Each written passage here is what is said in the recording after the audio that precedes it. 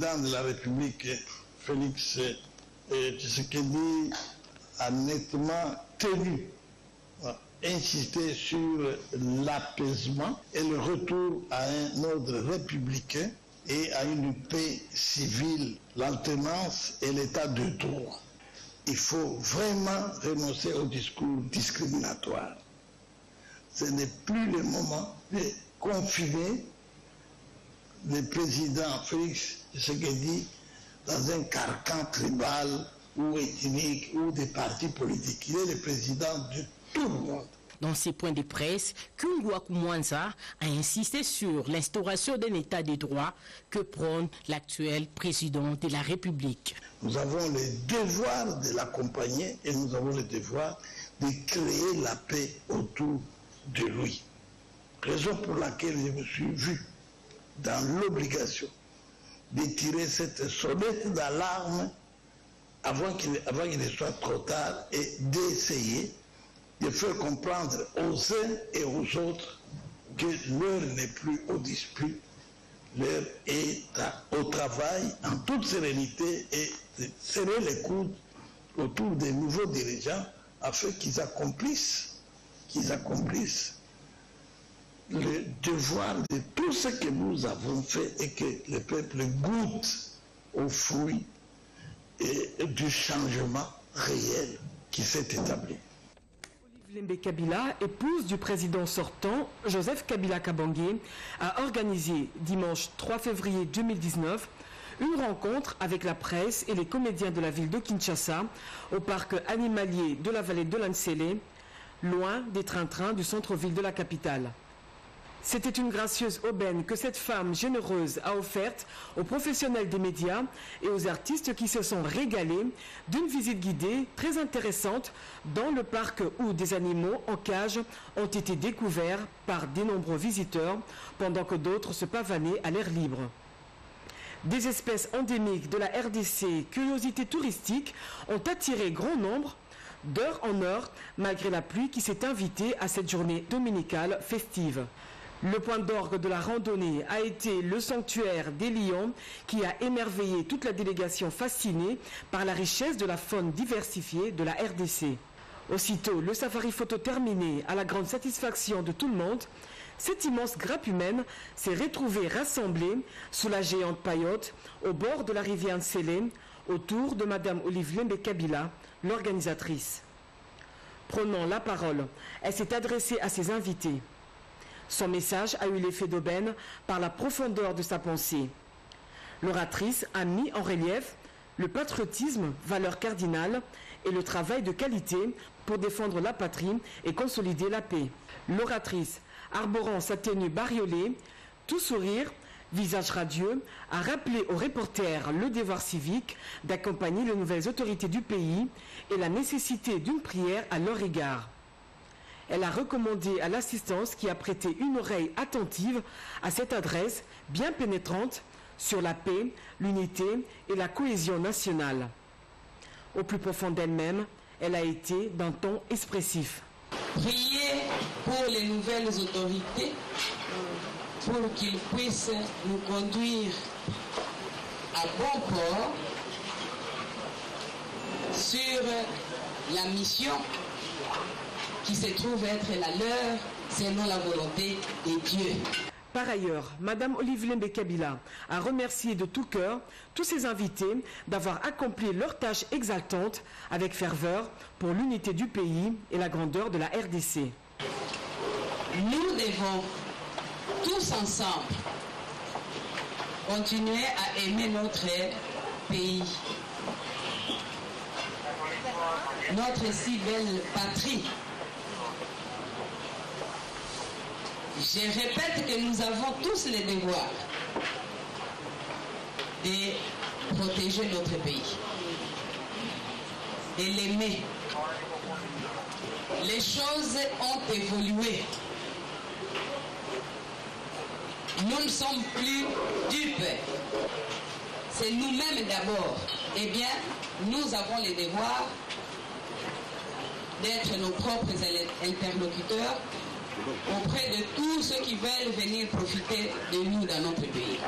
Côté gastronomie, Les convives ont pu déguster les spécialités culinaires de la République démocratique du Congo.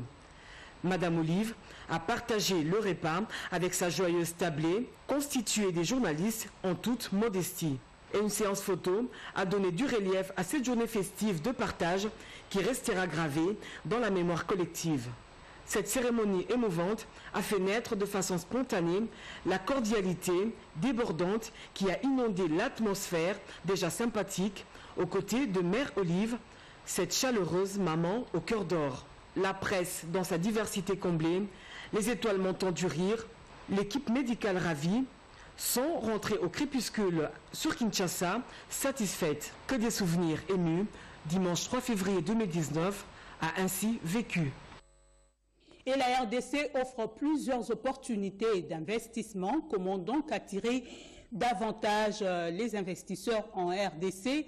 La question vaut son pesant d'or car l'amélioration du climat des affaires dépendra également de la mise en œuvre des réformes amorcées.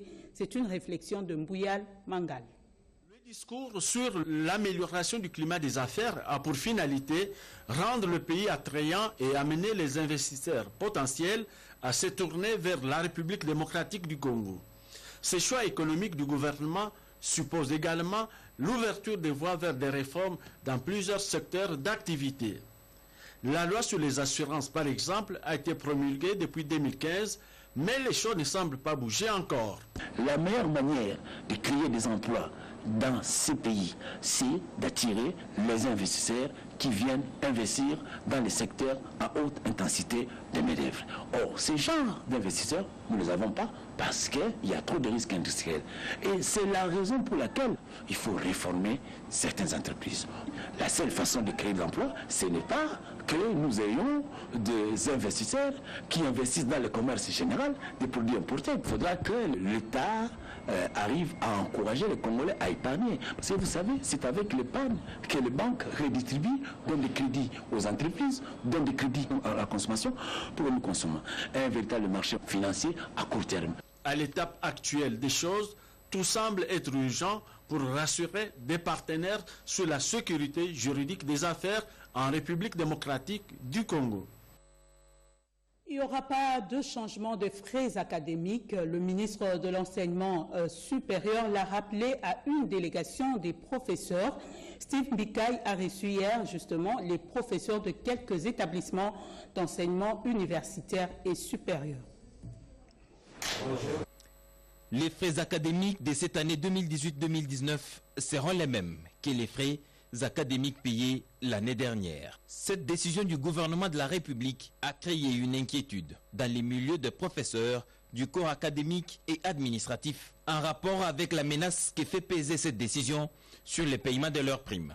Toujours anticipatif, le ministre de l'Enseignement supérieur et universitaire Steve Mbikaï les a invités à une concertation autour de cette question. Il s'est dégagé après cette rencontre la volonté de voir le ministre conduire une délégation de professeurs auprès du chef de l'État en vue de trouver une solution durable au mieux des intérêts de toutes les parties. Cette rencontre n'est pas la dernière, elles se poursuivront pour permettre d'assurer la paix sociale dans les milieux académiques. Nous avons reçu une invitation de son Excellence, Monsieur le ministre l'a su, et le but de la rencontre était un échange d'informations et un peu de commentaires sur les décisions, les dernières décisions de la haute hiérarchie, c'est-à-dire la présidence, sur les frais d'études. Et après une longue concertation, nous avons convenu qu'il faut une rencontre avec la haute hiérarchie, avec la présidence. Processus électoral, dernier réglage, nous dit Oscar Mbal, pour les différentes candidatures au bureau de réception et des traitements des candidatures. Les détails dans ce communiqué qu'il commente. Après la clôture des dépôts des candidatures à l'élection des gouverneurs et vice-gouverneurs, ainsi que celle des sénateurs le 4 février 2019, place au dernier réglage au bureau de réception et traitement des candidatures. À en croire les communiqués numéro 004 de la CENI, signé le 4 février 2019 par son rapporteur Jean-Pierre Kalamba, qui stipule, je cite, « La CENI rappelle que la période d'ajout des retraits et substitutions des candidatures est maintenu du 5 au 9 février 2019. Cependant, tenant compte de certaines contraintes logistiques et opérationnelles, les candidats indépendants, les partis et les regroupements politiques ou leurs mandataires ont jusqu'à la date du 7 février 2019 à 17h heure locale pour déposer leur dossier au bureau de réception et traitement des candidatures. Mais certains des candidats qui ont déjà déposé les leurs se disent rassurés. Nous sommes prêts à relever le défi, à faire le travail qu'il faut et vous allez nous juger sur les faits. C'est l'imagination au pouvoir, c'est la créativité, c'est le pragmatisme, c'est la recherche des solutions.